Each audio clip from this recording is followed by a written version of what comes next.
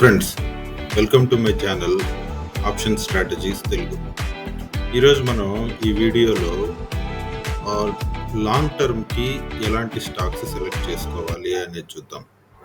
ఇప్పుడు చాలామంది అడిగారు, నేను లాంగ్ టర్మ్ ఇన్వెస్ట్ చేయాలనుకుంటున్నాను, 10-15 ఇయర్స్ లేదా 20 ఇయర్స్, ఎలాంటి స్టాక్స్ని సెలెక్ట్ చేసుకోవాలి, ఏ స్టాక్స్లో నాకు మంచి గ్రోత్ వస్తుంది అని అడుగుతున్నారు. కాబట్టి ఈ వీడియోలో నేను మీకు కొన్ని టిప్స్ ఇస్తాను, ఎలా సెలెక్ట్ చేసుకోవాలి అని. అంటే నేనేమి స్టాక్స్ చెప్పాలనుకోవట్లేదు, ఈ స్టాక్స్లో పెట్టండి, ఈ స్టాక్స్లో పెడితే మీకు మంచి రిటర్న్స్ వస్తాయని. మీరు ఎలా సెలెక్ట్ చేసుకోవాలి అనే విషయాన్ని మాత్రమే నేను చెప్పాలనుకుంటున్నాను. మనం చాలా స్టోరీస్ వినుంటాము. మన ఇన్ఫోసిస్లో 20 ఇయర్స్ కిందట 10,000 పెడితే ఇప్పుడు ఇన్ని క్రోర్స్ అయిందని, విప్రోలో 20 ఇయర్స్ కిందట పెడితే ఇంత అయిందని, టైటాన్ మంచి రిటర్న్స్ ఇచ్చిందని. కాబట్టి అలాంటి స్టాక్స్ ఇంకా ఉన్నాయా? నెక్స్ట్ 10-15 ఇయర్స్లో ఎలాంటి స్టాక్స్ మంచి రిటర్న్స్ ఇస్తాయి? మన ఇండియా గ్రోత్ని బట్టి మన ఇండియా గ్రోత్ స్టోరీ ఎలా ఉండబోతుంది, మన ఇండియాలో ఉండే ప్రజల స్పెండింగ్ ఎలా ఉంటుంది, దాన్ని బట్టి మనం స్టాక్స్ని సెలెక్ట్ చేసుకోవాలి. ఇప్పుడు మన India growth story next 10-15 years లేదా 20 ఇయర్స్లో ఎలా ఉండబోతుంది అనేది మనం తెలుసుకోవాలనుకుంటే, మనం ఫస్ట్ మన ఏషియాలో ఈ మధ్య కాలంలో అంటే గత 100 సంవత్సరాలలో బాగా గ్రోత్ అయిన ఒక కంట్రీ గురించి ఒక కేస్ స్టడీ చూద్దాం. ఆ కంట్రీ ఏంటంటే జపాన్. జపాన్లో ఏం జరిగింది మనకందరికీ తెలుసు. 1945లో అమెరికా హిరోషిమా నాగసాకిల మీద బాంబు వేసింది, ఆటం బాంబు. దానివల్ల జపాన్ చాలా దెబ్బతినింది. అంటే అక్కడ చాలా పరిశ్రమలు మూతపడ్డాయి, వాళ్ళు చాలా ఇబ్బందులు పడ్డారు, ప్రజల ఆరోగ్యం దెబ్బతినింది, దాని మీద చాలా ఎక్కువ స్పెండింగ్ చేయాల్సి వచ్చింది జపాన్ గవర్నమెంట్. కాబట్టి చాలా విధాలుగా రెండో ప్రపంచ యుద్ధంలో జపాన్ దెబ్బతినింది. కాబట్టి ఆ తర్వాత అంటే జపాన్లో ఇండస్ట్రియల్ రెవల్యూషన్ చాలా ముందే మొదలైంది. ఆ ఇండస్ట్రియల్ రెవల్యూషన్ ద్వారా వచ్చిన లాభాలన్నీ, వాళ్ళకు వచ్చిన అవకాశాలన్నీ వాళ్ళు రెండో ప్రపంచ యుద్ధంలో వాళ్ళంతట వాళ్ళే దెబ్బతీసుకున్నారు. ఏ విధంగా వాళ్ళు రెండో ప్రపంచ యుద్ధంలో ఫస్ట్ పెర్ల్ హార్బర్ మీద దాడి చేశారు అమెరికాలో. ఆ తర్వాత అమెరికా వీళ్ళకి ఎలాగైనా కానీ వీళ్ళని ఓడించాలని హిరోషిమా నాగసాకిల మీద ఆటం బాంబ్ ప్రయోగం చేసింది. సరే, ఇప్పుడు ఆ తర్వాత ఏం జరిగిందంటే జపాన్లో 1963 వరకు జపాన్లో ఫారిన్ టూర్స్ మీద నిషేధం ఉండింది. అంటే జపాన్లో ఉండే వాళ్ళు ఎవ్వరూ కూడా దేశం దాటి బయటికి టూర్స్ కోసం వెళ్ళకూడదు అని. అప్పుడు ఏం జరిగిందంటే వాళ్ళు ఇప్పుడు జపాన్లో 1945లో బాంబింగ్ జరిగిన తర్వాత వాళ్ళు దాన్ని త్వరగానే దీని నుంచి బయటపడాలనే ఉద్దేశంతో కష్టపడి పనిచేయడం మొదలుపెట్టి తొందరగానే పైకి వచ్చారు, తొందరగానే అభివృద్ధి చెందారు మిగతా దేశాలతో పోల్చుకుంటే. ఇప్పుడు మన ఏషియాలో చూసుకుంటే బాగా అభివృద్ధి చెందిన దేశాలు ఏవి? Japan, south Korea. ఇప్పుడు ఈ మధ్య కాలంలో అంటే 15-20 ఇయర్స్ బ్యాక్ నుంచి చైనా వచ్చింది. ఇంతకుముందు ఎక్కువగా మేడ్ ఇన్ జపాన్ ప్రోడక్ట్సే ఉండేవి అందరి ఇళ్లలో ఎలక్ట్రానిక్స్ పరంగా. ఆ తర్వాత సౌత్ కొరియా వచ్చింది, ఆ తర్వాత ఇప్పుడు చైనా వచ్చింది. కాబట్టి ఈ జపాన్ ఏమైంది, 1963 వరకు వీళ్ళ ఫారిన్ టూర్స్ మీద నిషేధం ఉండింది. కాబట్టి వీళ్ళు ఎక్కడికి వెళ్ళలేకపోయేవాళ్ళు. కానీ వీళ్ళకి అప్పటికే చేతిలో చాలా డబ్బులు ఉండేవి. అంటే ఎందుకంటే ఇండస్ట్రియల్ రెవల్యూషన్ వల్ల వాళ్ళు చాలా ప్రోడక్ట్స్ని ఎక్స్పోర్ట్ చేసేవాళ్ళు. ఆ విధంగా అక్కడ పనిచేసే కంపెనీల్లో పనిచేసే వర్కర్స్కి బాగా శాలరీస్ వచ్చేవి.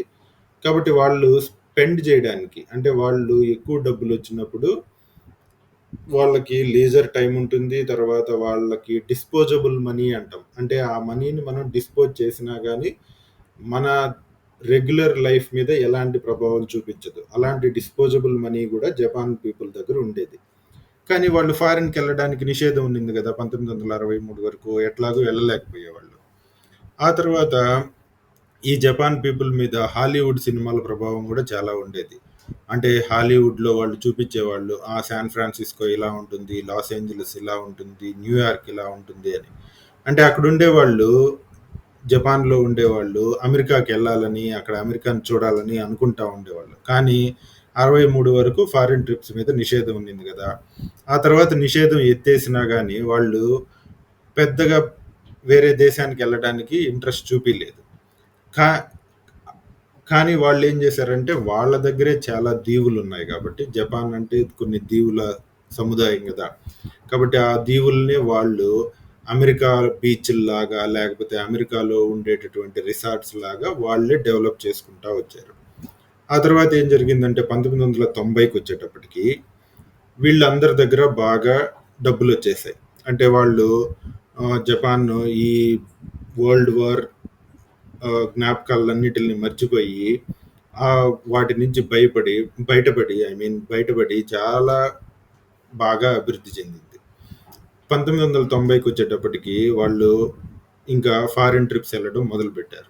అంటే వాళ్ళు ఎక్కడికి వెళ్ళేవాళ్ళు అంటే ముఖ్యంగా జపాన్‌కి దగ్గరగా ఉండేటటువంటిది ఏంటంటే హవాయ్. జపాన్‌కి పక్కనే ఉంటుంది. పసిఫిక్ మహాసముద్రంలో ఉండే ఒక ఆహ్, దీవుల సముదాయం అది. అది అమెరికా కిందకొస్తుంది కదా హవాయ్ అనేది. వాళ్ళు జపాన్ వాళ్ళందరూ గూడా హవాయ్‌కి తర్వాత అమెరికాలో వెస్ట్ కోస్ట్‌కి అంటే కాలిఫోర్నియా, లాస్ ఏంజలస్ ఉండే ప్లేస్‌కి ఎళ్ళేవాళ్ళనమాట. వీళ్ళందరూ ఎళ్ళాలంటే ఏం జేయాలి? ఫస్ట్ జపాన్ నుంచి హవాయ్‌కెళ్ళాలన్నా, లేకపోతే కాలిఫోర్నియాకెళ్ళాలన్నా గానీ వాళ్ళు ఆహ్, ఫ్లైట్‌లో వెళ్ళాలి. ఆ తర్వాత అక్కడికెళ్ళిన తర్వాత హోటల్స్‌లో బస చేయాలి. అంటే హోటల్స్‌లో ఉండాలి.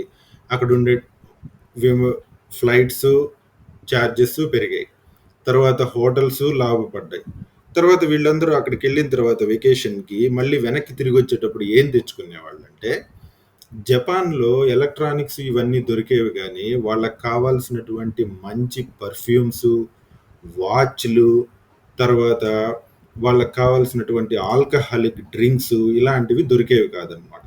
కాబట్టి వాళ్ళేం జేసేవాళ్ళంటే వెనక్కొచ్చేటప్పుడు ఈ వీటిల మీద బాగా స్పెండ్ జేసేవాళ్ళు. మనీ అంతా గూడా ఎక్కువగా అక్కడికెళ్ళిన తర్వాత అక్కడ తిండి తినడానికి, తర్వాత మళ్ళీ వెనక్కొచ్చేటప్పుడు ఆల్కహాలిక్ డ్రింక్స్ తెచ్చుకోవడానికి, ఖరీదైన వాచ్‌లు తెచ్చుకోవడానికి, మంచి పర్ఫ్యూమ్సు, మంచి బ్యాగులు ఇలాంటి వస్తువుల మీద లగ్జరీ ఐటెమ్స్ మీద స్పెండ్ చేసేవాళ్ళు. ఈ విధంగా స్పెండ్ చేయడం వల్ల ఏమైందంటే, అక్కడుండేటటువంటి లోకల్ షాపులు చాలా వరకు లాభపడ్డాయి. ఈ లిక్కరు, తర్వాత వాచ్‌లు అంటే హై ప్రొఫైల్ గూడ్స్ అమ్మే షాపులనమాట. ఇలాంటి షాపులన్నీ బాగా లాభపడి అవన్నీ గూడా పెద్ద పెద్ద సంస్థలుగా మారాయన్నమాట. అలాంటి ఒక సంస్థే డ్యూటీ ఫ్రీ షాప్. ఈ డ్యూటీ ఫ్రీ షాప్ అనేది చాలా పెద్ద organisation. The duty free shops అనేది. ఈ డ్యూటీ ఫ్రీ షాపులనేవి హవాయ్‌లో గూడా, కాలిఫోర్నియాలో చాలా ప్రదేశాల్లో ఈ జపాన్ టూరిస్టుల కోసం పెట్టేశారు. ఎవరిది పెట్టింది అంటే, ఈ లెఫ్ట్ సైడ్ కనిపిస్తున్నాడు గదా! ఆయన. ఆయన పేరేంటంటే చార్లెస్ ఫీనీ. అందరూ చెక్ ఫీనీ అని గూడా అంటారు. చెక్ ఫీనీ అనే ఆయన ఈ డ్యూటీ ఫ్రీ షాప్స్ పెట్టేసి హవాయ్‌లో, తర్వాత వెస్ట్ కోస్ట్‌లో వీళ్ళ జపాన్ టూరిస్టుల వల్ల వచ్చే ఆదాయాన్ని బాగా దాన్ని పెద్ద బిజినెస్‌గా మార్చుకున్నారనమాట. ఈ బిజినెస్ ఏమైంది అంటే, ఈ చెక్ ఫినీ అనే ఆయన ఒక బుక్ గూడా వచ్చింది. 'ద బిలియనీర్ హూ వాజంట్' అని. ఇతను ఈ మధ్య కాలంలో చాలా రోజులు వార్తల్లో ఉన్నాడు. ఎందుకంటే ఈయన కుండే ఫార్చ్యూన్ అంతా అంటే ఈయన సంపాదించిందంతా కొన్ని బిలియన్ డాలర్స్ దాదాపు $8 బిలియన్ దానం చేశాడు. అందువల్ల ఈయన చాలా రోజులు వార్తల్లో ఉన్నాడు. లాస్ట్ అక్టోబర్‌లో అంటే 2023 అక్టోబర్‌లో ఆయన చనిపోయాడు. ఓకే. ఈయన్ని చాలా పెద్ద ఫిలాంథ్రఫిస్ట్ అంటారు. అంటే చాలా మంది కంటే గూడా అతనికుండే మొత్తం ఆస్తినంతా గూడా దానం చేసేసాడనమాట. ఆ విధంగా చాలా సింపుల్ లైఫ్ గడిపాడు. కానీ ఇంత పెద్ద బిజినెస్‌ని డెవలప్ చేశాడు. డ్యూటీ ఫ్రీ షాప్స్ అనే బిజినెస్‌ని డెవలప్ చేశాడు. తర్వాత అట్లాంటిక్ ఫిలాంథ్రఫీస్ అనే సంస్థను పెట్టి తనకుండే యావదాస్తిని అట్లాంటిక్ ఫిలాంథ్రఫీస్‌కి ట్రాన్స్‌ఫర్ చేసి దాన్ని మొత్తానికి గూడా చాలా దేశాలలో ఎడ్యుకేషన్‌కి, తర్వాత బేసిక్ నీడ్స్ డెవలప్ చేయడానికి యూజ్ చేశారు. అంతటి గొప్ప ఆయన. ఆయన మీద book 'the billionaire who wasn't' అని కూడా వచ్చింది. సరే ఇదంతా మనం ఎందుకు చెప్పుకుంటున్నామంటే, ఏదైనా ఒక దేశంలో ప్రజల యొక్క ఆదాయం పెరిగితే వాళ్ళు ఎలాంటి విషయాల మీద స్పెండ్ చేస్తారు? ఎలాంటి వస్తువుల్ని వాళ్ళు కొనుక్కోవాలనుకుంటారు? ఇప్పుడు మనం బేసిక్ నీడ్స్ అన్నీ అయిపోయిన తర్వాత ఫర్ ఎగ్జాంపుల్ ఇండియాలో మనకి దాదాపుగా మామూలుగా మిడిల్ క్లాస్‌లో సంపాదించే వాళ్ళందరికీ బేసిక్ నీడ్స్ తీరిపోయి ఉంటాయి. అంటే వాళ్ళు తినడానికి తిండుంటుంది, ఉండడానికి ఇల్లుంటుంది, కట్టుకోవడానికి గుడ్డుంటుంది, తర్వాత ఇంటర్నెట్ కోసము ఏదో ఒక బ్రాడ్‌బ్యాండ్ కనెక్షన్ ఉంటుంది. తర్వాత టీవీ ఇవన్నీ ఉంటాయి. ఇవన్నీ సమకూరిన తర్వాత కూడా డబ్బులుంటే వాళ్ళు దేని మీద స్పెండ్ చేస్తారు? అలాంటి కంపెనీలు ఫ్యూచర్‌లో ఇండియాలో గూడా బాగా గ్రోత్ చూపిస్తాయి. అంటే మనం ఎప్పుడూ గూడా హ్యూమన్ మెంటాలిటీ ఎలా ఉంటుందని నాకనిపిస్తుందంటే, మనకుండే డబ్బుల్ని చూపించుకోవాలని ట్రై చేస్తా ఉంటాం. అంటే చాలామంది నా ఇంత పెద్ద పెద్ద కార్లు, బంగ్లాలు ఇవన్నీ గూడా ఎందుకు అంటే, మనం సక్సెస్ అయ్యాము అని మన సొసైటీలో చూపించడానికనమాట. మనం మామూలుగా ఇప్పుడు మన ఆదాయం ఎంత? ఆదాయం కంటే ఎక్కువ ఆదాయం వస్తుంటే ఏదో ఒక లగ్జరీ గూడ్స్‌ని కొనుక్కోవడానికి, మంచి బట్టలు కొనుక్కోవడానికి, మంచి వాచులు కొనుక్కోవడానికి స్పెండ్ చేస్తారు ఎవరైనా గానీ. నగలు కొనుక్కోవడానికి, లేకపోతే ఒక మంచి వెకేషన్‌కెళ్ళడానికి స్పెండ్ చేస్తారు. కాబట్టి ఇలాంటి వస్తువులు తయారు చేసే కంపెనీలు ఏమున్నాయి మన ఇండియాలో? అలాంటి కంపెనీలు ఫ్యూచర్‌లో మంచి గ్రోత్‌ని చూపిస్తాయి.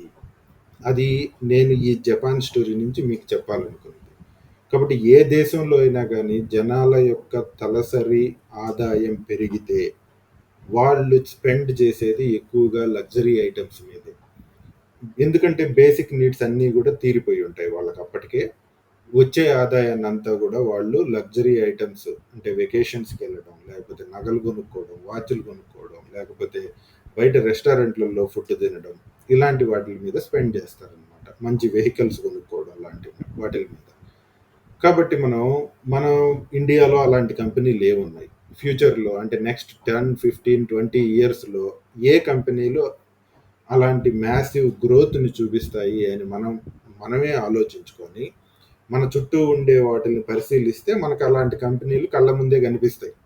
ఏ ఏ కంపెనీలు అలాంటి బిజినెస్‌ల్లో ఉన్నాయి? ఏ ఏ కంపెనీలు మంచి ఓనర్స్ చేతుల్లో ఉన్నాయి? అలాంటి కంపెనీలు ఫ్యూచర్‌లో మంచి గ్రోత్ చూపిస్తాయి. ఇప్పుడు చూస్తే మనం ఇది వరల్డ్ బ్యాంక్ నుంచి తీసుకున్న డేటా. వరల్డ్ బ్యాంక్ వాళ్ళు 2022లో మన తలసరి ఆదాయం ఎంతుందంటే $2,410 ఉంది అని చెప్పారు. అంటే ఇప్పుడు దాదాపుగా 2024లో మన ఆదాయం $2,700 దాకా ఉండొచ్చు. ఈ యుఎస్ తలసరి ఆదాయం ఎంత అంటే $30,000 దాకా ఉంది. కానీ మన ఆదాయం ఎక్కడుంది ఇప్పుడు $2,700 ఉంది. ఈ $2,700 అంటే మనం 1960లో చూసుకుంటే చాలా తక్కువ ఉంది కదా! ఇది 1960 నుంచి 70, 80, 90, 2000 ఇట్లా గ్రోత్ అవుతా ఉంది. మన తలసరి ఆదాయం పెరుగుతా ఉంది. ఏ దేశంలో అయినా గానీ ప్రజల తలసరి ఆదాయం పెరిగితే మొదట 2000 ఇప్పుడు మన దేశం ఇప్పుడు 2,500 రేంజ్‌లో ఉంది గదా! $2,500 ఉంది మన తలసరి ఆదాయం.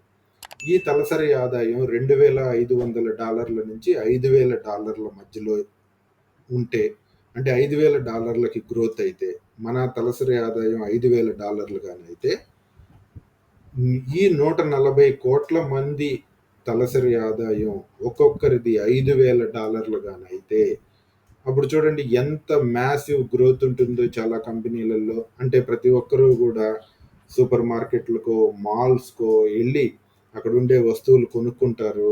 అవి ఎలా ఉన్నాయనేది చూస్తా ఉంటారు. వాటిల్ని యూజ్ చేయాలనే కోరిక ప్రతి ఒక్కరికి ఉంటది.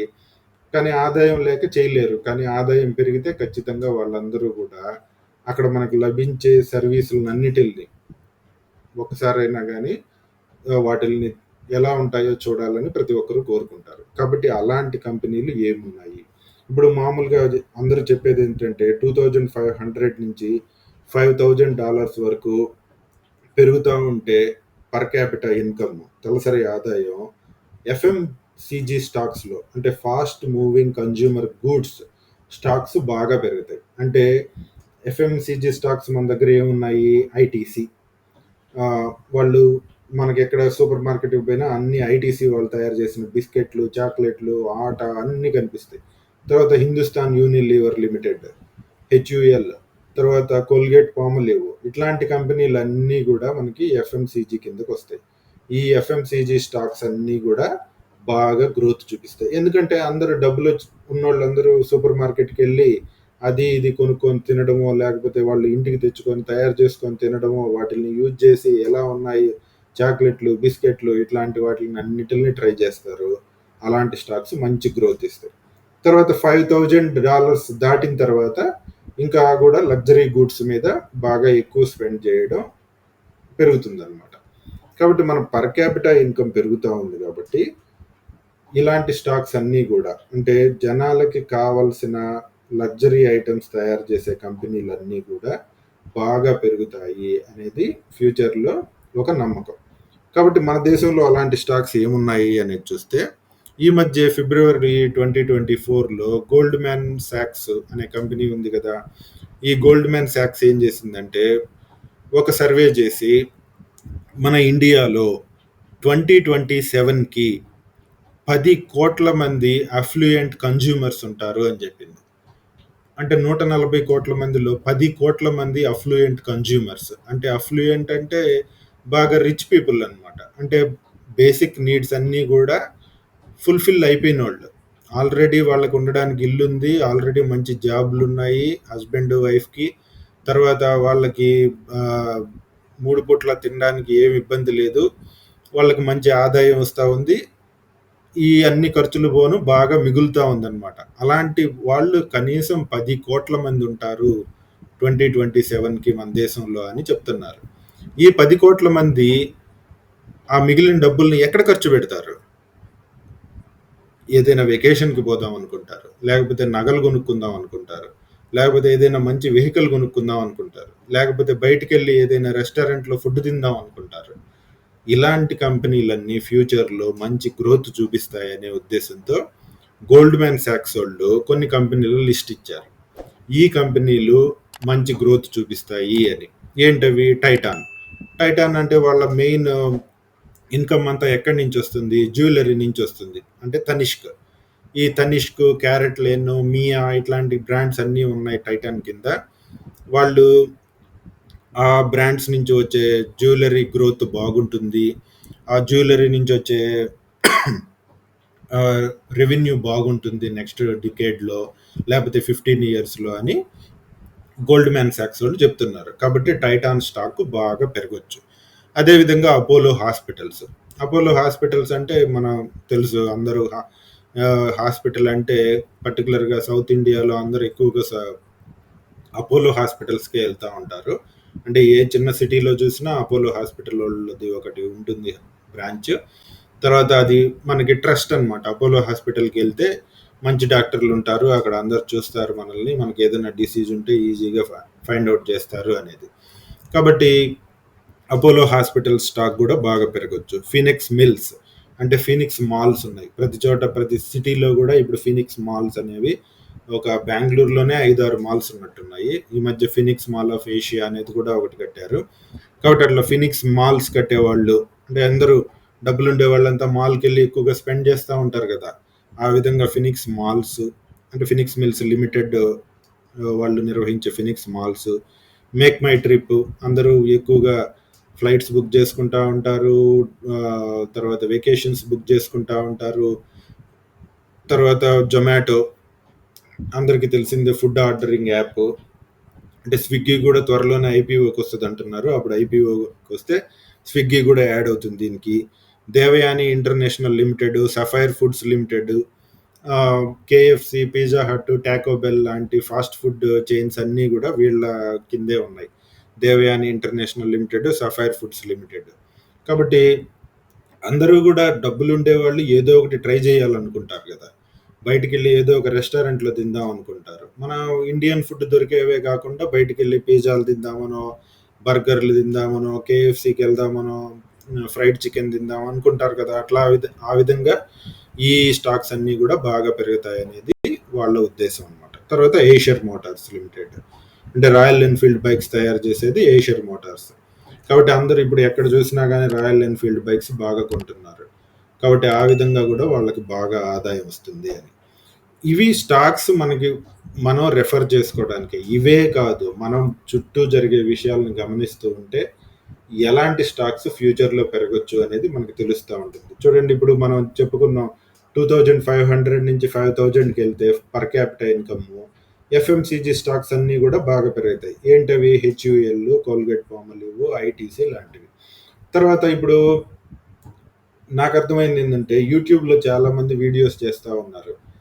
ఈ హోటల్‌కెళ్ళాము, ఈ హోటల్‌లో సర్వీస్ ఇలా ఉంది, ఈ హోటల్‌లో రెస్టారెంట్స్‌లో డిన్నర్ ఇట్లా సర్వ్ చేస్తారు, ఇట్లా టేస్ట్ ఉంటుంది అని పెద్ద పెద్ద స్టార్ హోటల్స్‌కెళ్ళి గూడా వీడియోలు చేస్తా ఉన్నారు. ఓబెరాయ్, తాజ్ ప్యాలెస్ ఇట్లాంటి వాటిలకి.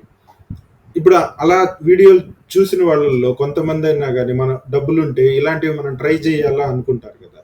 అప్పుడు హోటల్స్ గూడా బాగా పెరగొచ్చు. ఇండియా హోటల్స్ ఫర్ ఎగ్జాంపుల్, ఆ స్టాక్ గూడా బాగా పెరిగే అవకాశం ఉంటది. కాబట్టి మనం ఏ స్టాక్స్ బాగా పెరగొచ్చు, జనాల దగ్గర డబ్బులుంటే వాళ్ళు దేని మీద స్పెండ్ చేస్తారో అలాంటి స్టాక్స్ ఫ్యూచర్‌లో మంచి గ్రోత్‌ని చూపిస్తాయి. అదే మన గ్రోత్ స్టోరీ. మన ఇండియా గ్రోత్ అవుతా ఉంటే, మన ఇండియా అభివృద్ధి చెందుతా ఉంటే, ఆ అభివృద్ధితో పాటే జనాల ఆదాయం పెరుగుతా ఉంటే, కార్పొరేట్‌ల ఆదాయం గూడా పెరుగుతా ఉంటది.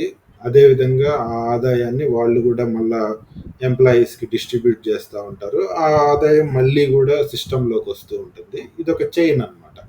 కాబట్టి మనం మన చుట్టూ ఉండే విషయాలను గమనించి, మనకెవరన్నా చెప్పారనుకోండి, ఓహ్! మేము ఈసారి ఇప్పుడు అండమాన్‌కెళ్ళాము అని, మనకు ఒక ఇద్దరు, ముగ్గురు చెప్తే మనకి అర్థమవుతుంది. ఓహ్! ఎట్లా బుక్ చేసుకున్నారు అని అడిగితే, మేము మేక్ మై ట్రిప్ ద్వారా బుక్ చేసుకున్నాము అని చెప్తే, ఓహ్! మేక్ మై ట్రిప్ ద్వారా అందరూ వెకేషన్స్, ఫ్లైట్స్ బుక్ చేసుకుంటున్నారు. కాబట్టి మేక్ మై ట్రిప్‌కి బాగా ఆదాయం వస్తుంది.